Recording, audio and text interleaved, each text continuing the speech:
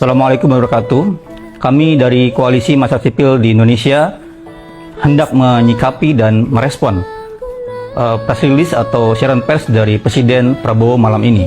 Pertama, kami memandang dan melihat bahwa statement Presiden Prabowo telah gagal paham dan telah tidak berhasil dalam menangkap aspirasi masyarakat.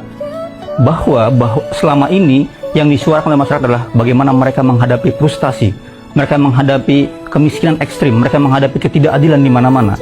Jadi bukan sekedar pidato atau statement dari anggota DPR.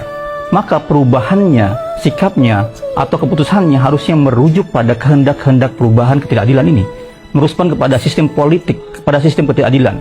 Yang kedua, Pak Prabowo juga tidak mengangkat tentang brutalitas aparat. Bagaimana di sana-sini terjadi kekerasan terhadap masyarakat. Sangat brutal, sangat represif. Maka penting sekali di sini kami mendesak segera melepaskan seluruh massa demonstran yang ditangkap dan hentikan segala bentuk penghalangan, intimidasi, kekerasan dan bentuk-bentuk ancaman lain kepada masyarakat sipil, kepada massa yang melakukan demonstrasi.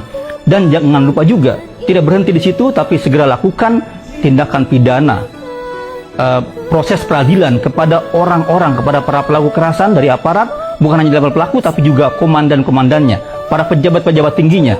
Penting mereka dievaluasi dan dihukum agar tidak terjadi impunitas.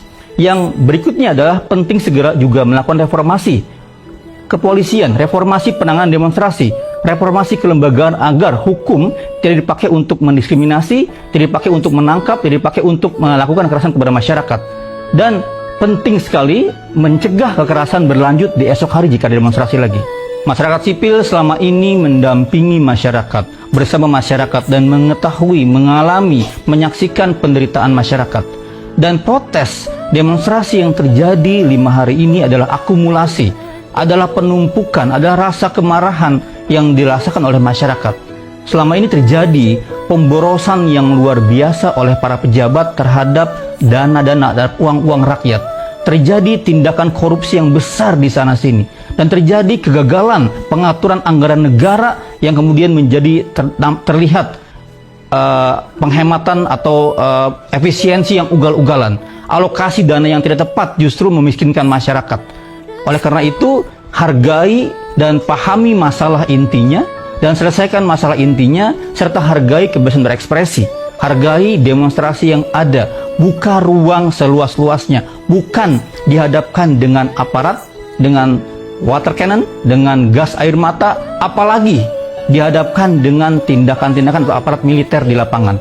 Ini jelas kemunduran demokrasi yang luar biasa. Demikian siaran pers ya, pendapat dari kami.